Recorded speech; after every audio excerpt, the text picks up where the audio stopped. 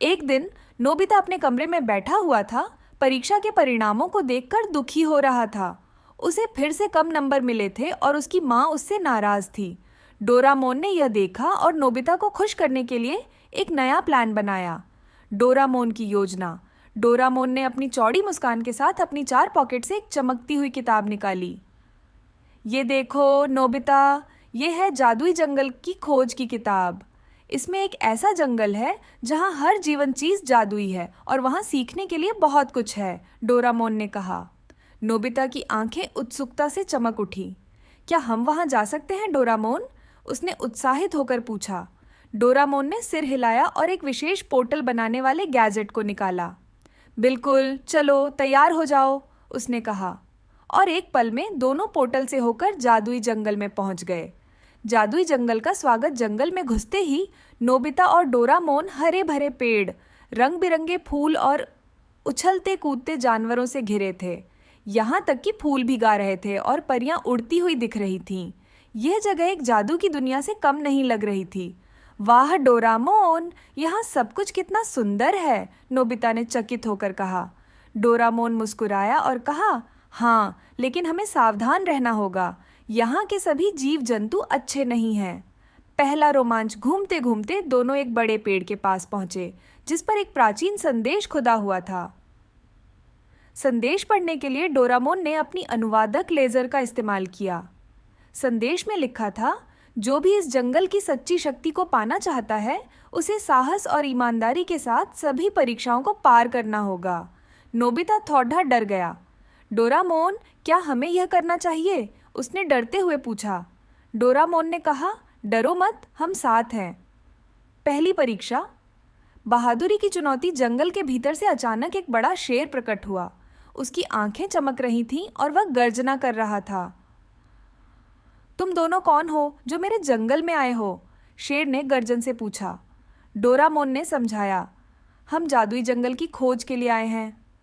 शेर ने कहा, अगर तुम यहाँ से आगे जाना चाहते हो तो तुम्हें अपनी बहादुरी दिखानी होगी। नोबिता डर के मारे कांप रहा था, लेकिन डोरामोन ने उसे भरोसा दिलाया। नोबिता, ये सिर्फ एक परीक्षा है, तुम कर सकते हो। नोबिता ने अपनी हिम्मत जुटाई और शेर की ओर बढ़ा।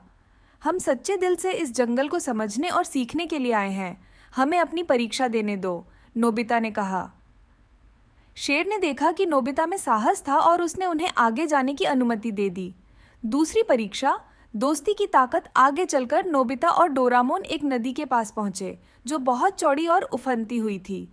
अचानक एक छोटी चिड़िया पानी में गिर गई और डूबने लगी। नोबिता ने तुरंत डोरामोन से मदद मांगी, लेकिन डोरामोन ने कहा, यह तुम्हारी परीक्षा है नोबिता। नोबिता ने बिना सोचे समझे नदी में छलांग लगा दी। पानी तेज था, लेकिन उसने चिड़िया को बचा लिया और किनारे पर ले आया। चिड़िया ने अपनी चोंच से एक चमकता हुआ पंख दिया और कहा, तुमने अपनी दोस्ती और करुणा की ताकत दिखाई। यह पंख तुम्हारी यात्रा में मदद करेगा। अंतिम परीक्षा।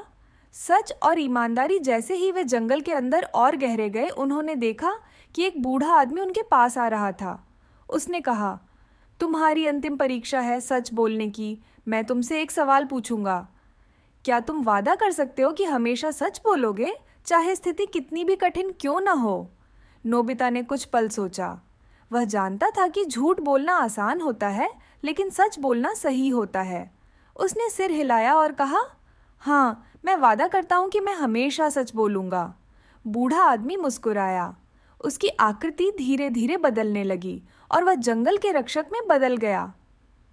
तुमने सभी परीक्षाओं को पास कर लिया है। यह जंगल तुम्हारा दोस्त है और तुम हमेशा इसका सम्मान करोगे।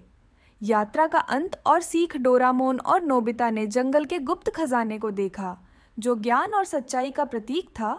डोरामोन ने कहा, आज तुमने सीखा कि साहस, दोस्ती और ईमानदारी ही सबसे बड़े खजाने हैं। नोबिता ने गर्व से सिर हिलाया। तुम सही कहते हो डोरामोन। मुझे अब समझ में आया कि सच्ची शक्ति और खुशी इन गुणों में ही है। जब वे वापस अपने घर लौटे, नोबिता का आत्मविश्वास बढ़ गया था। वह अपनी पढ़ाई और दोस्तों के साथ अब और भी ईमानदारी और साहस से पेश आता था।